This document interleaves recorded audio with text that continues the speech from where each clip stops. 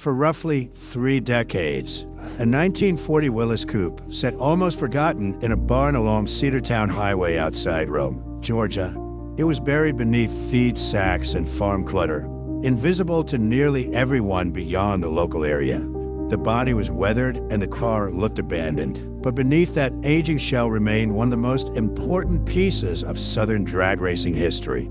A Chrysler 426 Hemi that had once powered a car fast enough to frighten professional racers. Long before the Willis disappeared into the barn, competitors at tracks across the Southeast had learned to recognize it. When a red coupe appeared in the staging lanes, rival teams knew they might spend the next few seconds watching it move away from them. The car became known as the Hemi Hurricane. Its journey from a cheap Georgia project to a nationally respected race car, and then from storage back in a public view, belongs to an almost vanished era of American motorsport. At the center of the story was Quincy Lamar Bobo.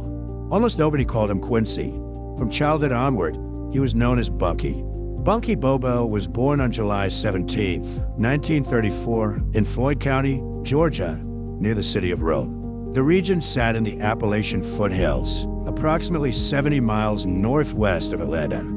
It was a landscape of red clay, timber, textile mills, rural churches, narrow roads, and isolated communities where mechanical skill often mattered more than formal credentials. It was also moonshine country. Before Bobo became known as a drag racer, he transported illegal whiskey. This was not a romantic hobby or a casual side activity. It was dangerous work that demanded fast cars, careful preparation, and a clear understanding of risk. Eventually, Bobo concluded that the danger had become too great. Georgia revenue agents were applying increasing pressure, and continuing no longer seemed worth the odds. He stepped away from the trade. That decision reflected one of his defining qualities. Bobo was willing to take risks, but he did not confuse recklessness with courage. He understood the difference between a calculated gamble and a losing proposition. The moonshine years also placed him within a long Southern tradition. Many of the region's future racing figures developed their earliest skills while building and driving cars intended to outrun law enforcement. Junior Johnson became the most famous example, but the same pipeline fed talent into both stock car racing and drag racing throughout the South. Bobo's life did not move directly from moonshine into motorsport. He served in the United States Navy during the Korean War aboard the aircraft carrier USS Philippines Sea, one of the most decorated American carriers of the conflict. After leaving military service, he became a licensed sea captain and operated charter boats from Panacea, Florida, on the Gulf Coast. Moonshine runner, Navy sailor, sea captain, drag racer. Even before the Hemi Hurricane existed, Bunky Bobo had already lived several different lives. To understand the car he built, it is necessary to understand the gasser classes of the early 1960s. The National Hot Rod Association created a complex category system for gasoline-powered cars that retained the general appearance of street vehicles. The bodies were usually steel. Interiors remained recognizable. The cars were expected to resemble production automobiles. Yet racers were allowed to install almost any engine they could physically fit beneath or through the bodywork. The fuel rule was central. These cars burned gasoline rather than nitromethane or methanol, which is how the term gasser developed. Class placement depended largely on the relationship between vehicle weight and engine displacement. A heavy car with a large engine might compete directly against a lighter machine using a smaller engine. The system encouraged racers to approach the same performance problem from completely different directions. Some chose more displacement, others reduced weight. Some emphasized supercharging, while others relied on high compression, fuel injection, careful gearing, and chassis setup. The result was one of the most technically diverse and visually distinctive periods in drag racing history. Among all the available bodies, the 1940 Willis Coupe became the most desirable. The Willis was short, upright, and almost cartoonishly compact. Its roof and cabin appeared tall relative to its wheelbase, while the blunt front end gave the car an aggressive bulldog-like appearance. More importantly, the body was light and the chassis was strong. That combination made it nearly ideal for a gasser. A racer could meet a favorable minimum weight while still using a structure capable of surviving violent launches. In the early years, these cars were not yet priceless collector objects. They could often be found in junkyards or purchased cheaply from owners who viewed them as obsolete economy cars. By the middle of the 1960s, every serious gasser team either owned a Willis or wished it did. The best-known examples came from California and the Midwest. George Montgomery, known as Ohio George, became one of the most successful gasser racers in the country. Stone, Woods, and Cook turned their Willis into one of the most popular drag cars ever built. Big John Mazmanian's Candy Apple Red Willis became a favorite subject for racing photographers. These teams defined a standard. Many of the leading cars used supercharged first-generation Chrysler Hemis. The 392 engines were commonly enlarged well beyond their original displacement, sometimes reaching 454 or even 480 cubic inches. GMC 6 to 71 Roots-type blowers sat above the intake manifolds and forced huge quantities of air and gasoline into the engines. The performance was astonishing for the period. By 1964, Stone, Woods, and Cook had recorded a 9.57-second quarter mile at 149.25 miles per hour. This was a full-bodied car running gasoline. It was traveling through the quarter mile at nearly 150 miles per hour. The Chrysler Hemi was the foundation of that success. Around 1963, leading teams across the country reached the same conclusion. The Hemi was superior to most competing engine designs. Racers moved away from Oldsmobile power so rapidly that the change almost appeared organized, even though each team was reacting independently to the same technical evidence.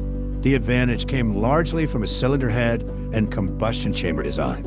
A hemispherical chamber allowed the spark plug to sit near the center while the intake and exhaust valves were positioned on opposite sides.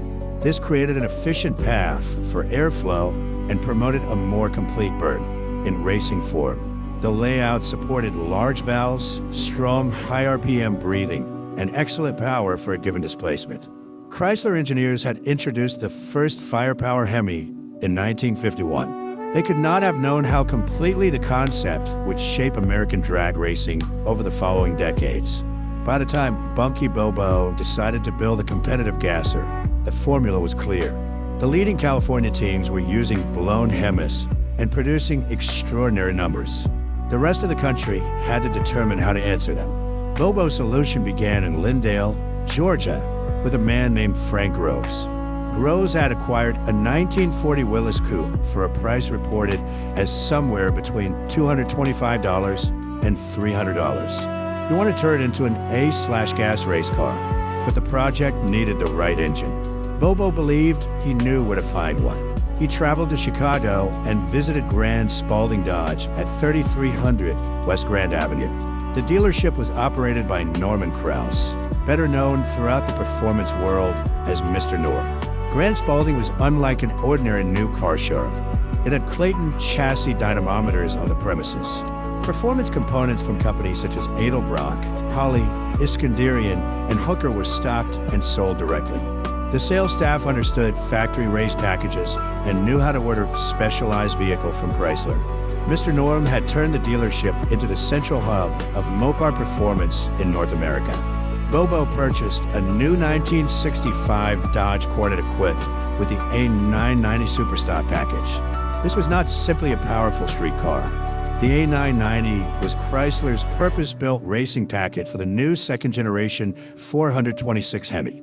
It included aluminum cylinder heads with enormous ports, 2.25-inch intake valves, a magnesium cross-ram intake manifold, a competition-prepared torque-flight transmission, and a Superstock 8 3/4-inch rear axle. Only 101 A990 Coronets were built by Dodge.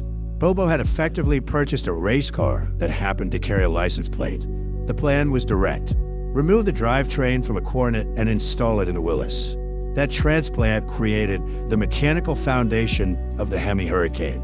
What happened to the empty Dodge body became part of the car's legend. Bobo lost the strip Coronet in a craps game to another Rome area racer, Randy Payne, who was widely known as Big Stuff. Payne was loyal to Ford, so the Mopar body held little value for him. He soon sold it.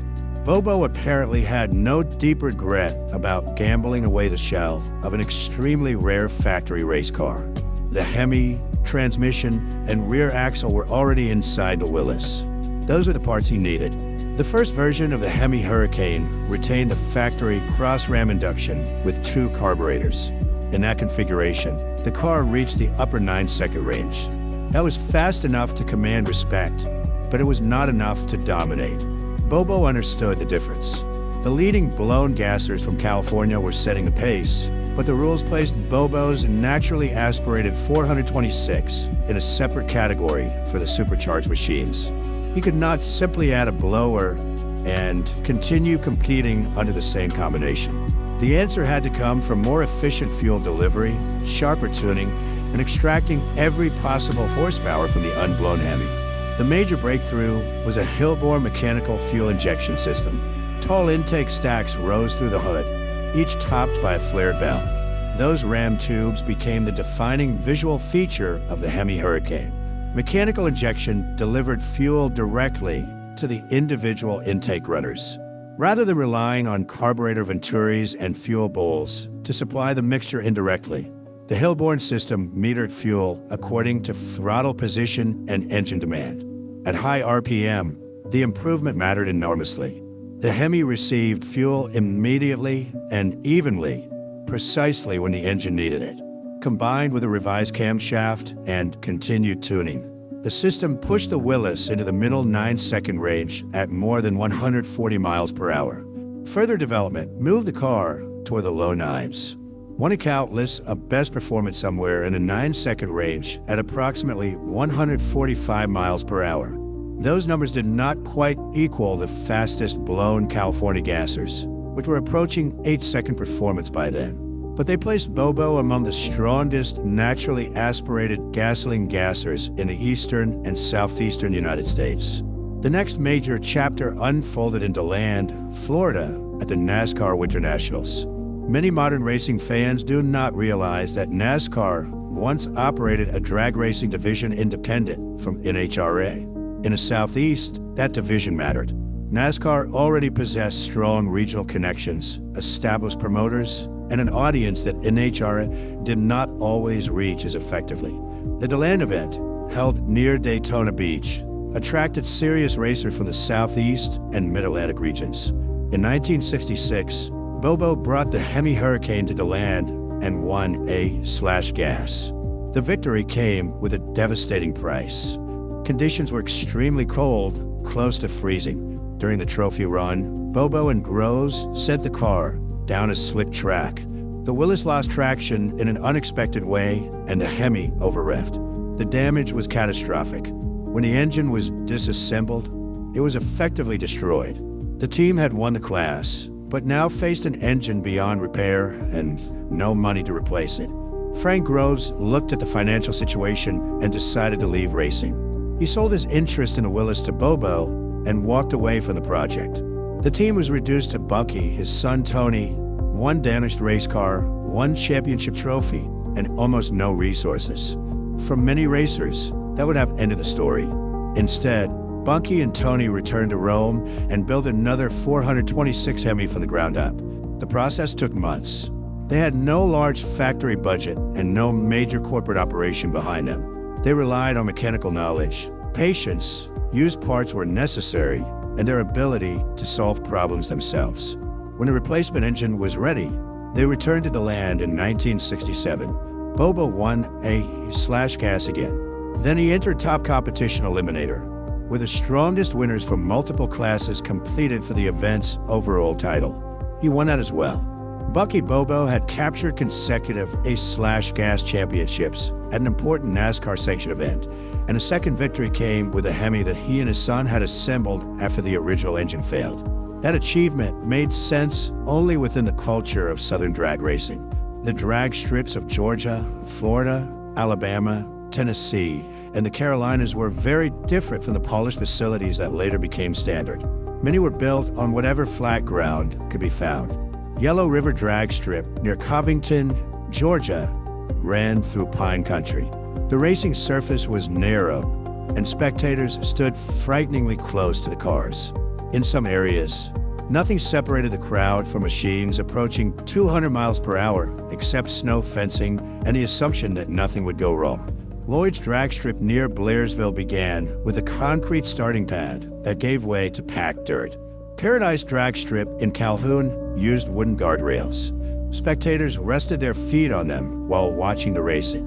Southeastern International Dragway in Dallas, Georgia, opened on July 4, 1955, with a surface made from tar and gravel. Many tracks operated without formal sanctioning. There might be no NHRA rulebook, no consistent technical inspection, and no meaningful insurance standard.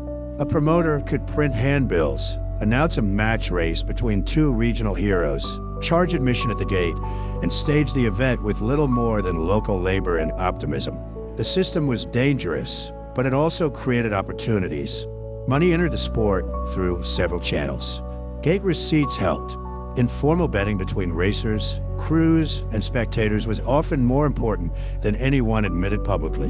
The true foundation, however, was match race appearance money. A promoter might guarantee a racer $500, $800, or $1,000 to appear against a specific opponent. Those payments covered travel, supported families, paid for pistons and bearings, and kept cars moving from one track to the next. For racers without factory backing, match racing was not a side activity. It was the business model. The moonshine connection was equally important. It was not simply colorful background for Southern racing stories. It helped create the mechanical and cultural foundation of the sport. A successful whiskey runner needed a car faster and more reliable than the vehicles used by revenue agents. He needed to understand engines, suspension, tires, gearing, cooling, brakes, and how a car behaved at the limit on poor roads at night.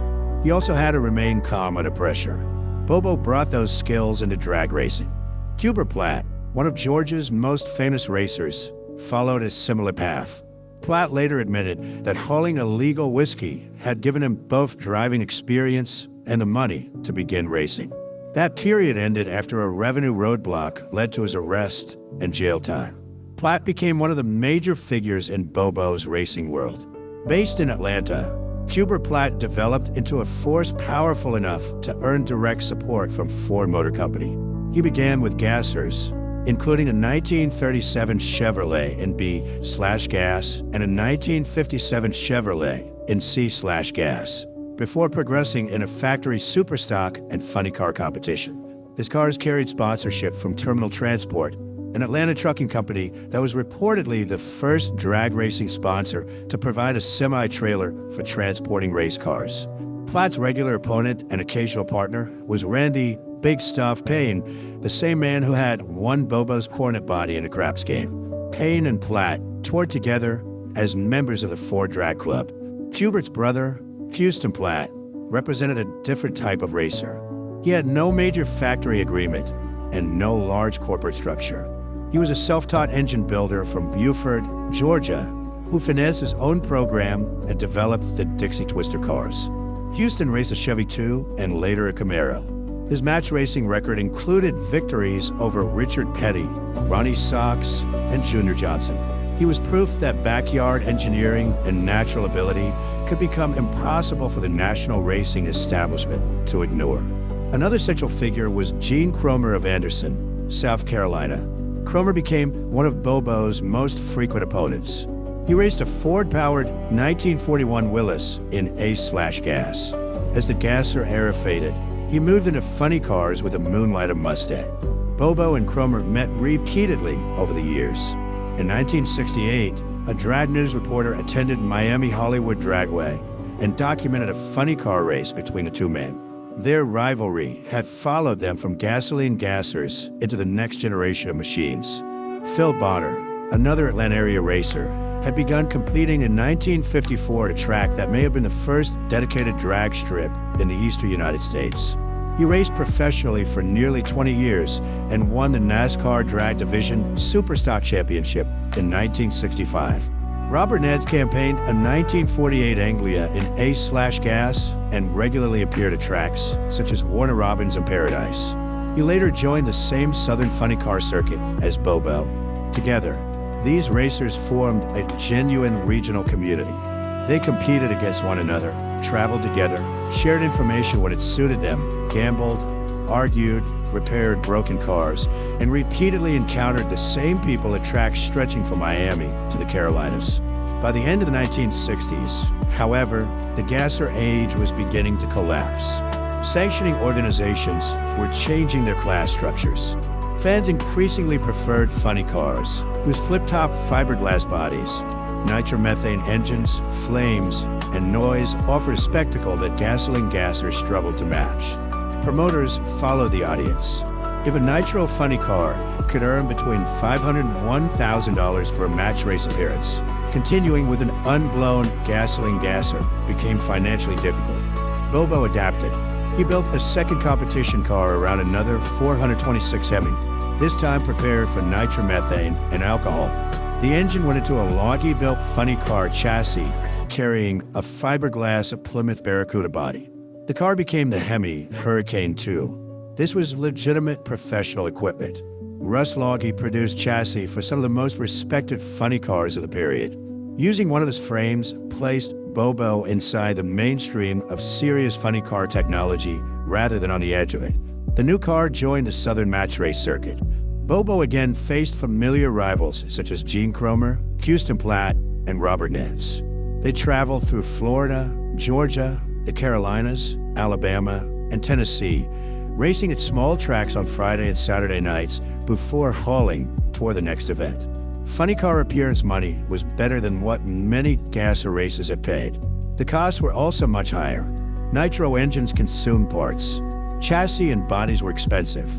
Transporting the operation demanded more equipment. The cars were faster, harder to control, and far more dangerous. The economic margin looked attractive for the grandstands, but could disappear with one damaged engine. Then one terrible event changed Southern drag racing permanently. On March 2nd, 1969, Houston Platt brought the nitro-burning Dixie Twister Camaro to Yellow River Drag Strip near Covington, Georgia. He was scheduled to face Frank Oglesby in a funny car match race. The cars completed their run. At the far end of the track, Platt deployed the parachute. A spectator had moved too close to the racing surface. There were no substantial barriers. The crowd stood behind minimal fencing, almost within reach of the cars. The parachute caught the spectator. The sudden force pulled Platt's car away from its line and sent it into the crowd. 12 people were killed. More than 40 others were injured. It became one of the worst spectator disasters in American motorsport history. Yellow River never hosted another race. The site was eventually converted into a mobile home community, and the old drag strip surface became its main road. The consequences reached far beyond one facility. Insurance companies, sanctioning bodies, and local authorities could no longer ignore the risks. Tracks were expected to install real barriers, improve crowd control, enforce technical standards, and carry meaningful insurance. Many small independent strips could not afford those changes. Facilities that had operated through handshakes, volunteer labor, and informal agreements closed and never returned. Other pressures arrived almost simultaneously. NHRA eliminated the traditional gasser categories in 1972. Racing costs continued rising. The oil crisis of the 1970s made fuel and travel more expensive. Within only a few years, the golden age of grassroots Southern drag racing came to a hard end. Bobo retired sometime during the middle of the 1970s. The original Hemi Hurricane returned to the family property on Cedartown Highway near Rome. It was rolled into a barn and covered with goat feed sacks. And it stayed there. Years became decades. The Willis did not disappear completely beneath rust. The dry storage and protection for the sacks helped preserve much of the car. Its old racing decals remained. The Hillborn injection stacks still projected through the hood. Beneath the dust sat something close to a 1967 time capsule. In 2004, Tony Bobo decided the car had waited long enough. Tony had served as crew member, mechanic, and partner through much of his father's racing career. He understood what the Willis represented and knew how much of the original car remained. The family used 2 pickup trucks and a chain to pull the Hemi Hurricane from a barn. Bunky's grandson, Hosey, sat behind the wheel as the car rolled into daylight for the first time in approximately 30 years. The family began restoring it. They returned the body to its bright red appearance, recreated the Hemi Hurricane graphics, retained the distinctive injection stacks, and brought the mechanical systems back to operating condition.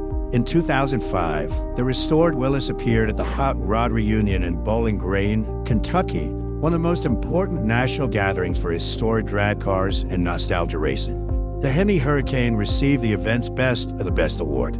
A car that had spent 3 decades beneath animal feed sacks at a Georgia barn was subtly recognized by the national nostalgia community as one of the finest survivors of its era. The honor was only the beginning. In 2007, Bunky Bobo entered the East Coast Drag Times Hall of Fame during a ceremony in Henderson, North Carolina. He attended with members of his family and the restored Willis. The people honoring him understood the scale of what he had achieved within regional drag racing. He was also inducted into the Old Drag Racers Hall of Fame and recognized by the Georgia Automobile Racing Hall of Fame Association. The word he attached to his name was appropriately simple: Bobo, Bunky, Rome, Georgia, drag racer.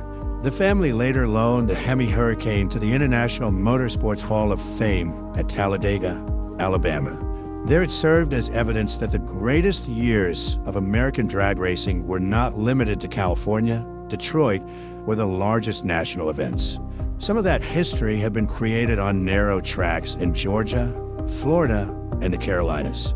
It had been finessed with gate money, side bets, and match race guarantees.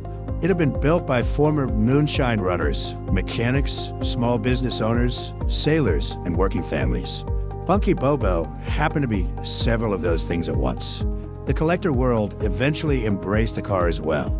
ACME produced a limited edition 1:18 scale model of the Hemi Hurricane. Only 500 were made. The model included a removable hood, a detailed and plumbed 426 Hemi, and a long Hillborn intake stacks. The existence of such a model showed how far the Willis had traveled in public memory. It began as a regional race car, but it eventually earned recognition on a national scale. The culture that created it has not vanished completely. Quayne Stott, a former IHRA Pro Modified champion, founded the Southeast Gassers Association to preserve the style and philosophy of the original period. The organization races pre-1967 cars powered by gasoline and shifted through 4-speed manual transmissions. Events are held at tracks throughout the Southeast. More than 80 racers have participated, and a majority of the cars are home-built and tuned by their own drivers and crews. That approach closely matches the environment in which Bobo worked. The machinery may now be preserved intentionally, but the values remain familiar. Build it yourself, understand every part, tune through experience, and accept responsibility for the result. The old family names have also returned. Alan Platt campaigns at Georgia Shaker Tribute honoring his father, Hubert. Rocky Platt runs a restored Dixie Twister in memory of Houston. Gene Cromer, Bobo's old rival from Anderson, South Carolina, reportedly remained involved with Southeast Gassers events into recent years. The connection between the modern organization and the original era is therefore not symbolic. Some of the people, families, cars, and rivalries come directly from that history. Bunky Bobo died on January 25, 2016, at the age of 81 in a nursing home in Rome, Georgia. He was buried in the Bobo family cemetery on Cedartown Highway. The American Legion provided military honors, recognizing the Korean War Navy veteran behind the drag racing reputation. His wife, Barbara, had died the previous year after 61 years of marriage. Their daughter Susan had also died before him. Tony, the grandchildren, and the rest of the family continued caring for the Hemi Hurricane. In July 2024, the car appeared at the Georgia Mountain Moonshine Cruise Inn in Dalton, Georgia, according to a report in the local Daily Citizen. The Bobo family was still presenting it to the public. That matters because the Hemi Hurricane is more than a restored race car. It represents the path of one specific man through a specific region and period. Bunky Bobo began in rural Georgia, ran moonshine, served aboard an aircraft carrier, became a sea captain, traveled to Chicago, and purchased the correct factory Hemi for the most important Mopar dealership in the country. He brought that engine home and installed it in a cheap 1940 Willys. With hellbore injection, careful tuning, and persistent mechanical work, he turned the car into a low 9-second gasoline gasser capable of exceeding 140 miles per hour. He won consecutive A/gas titles at a major NASCAR drag event, rebuilt after catastrophic failure, and captured top competition eliminator with an engine assembled by his own family team. When gassers lost their place in the sport, he adapted again and entered the nitro funny car era. Then, after the regional racing world changed and the old tracks began disappearing, he parked the Willys beneath farm supplies for 30 years. The family eventually recovered it, restored it, and returned it to the people who understood what it represented. The story is not really about a racer who became nationally famous. It is about an entire community of competitors who worked with limited money, dangerous tracks, improvised equipment, and enormous personal skill. They came from a place that rewarded toughness, mechanical intuition, and stubbornness. In that world, a racer either knew how to make a machine work or he did not. Bunky Bobo knew. The Hemi Hurricane is still in Georgia, proving it.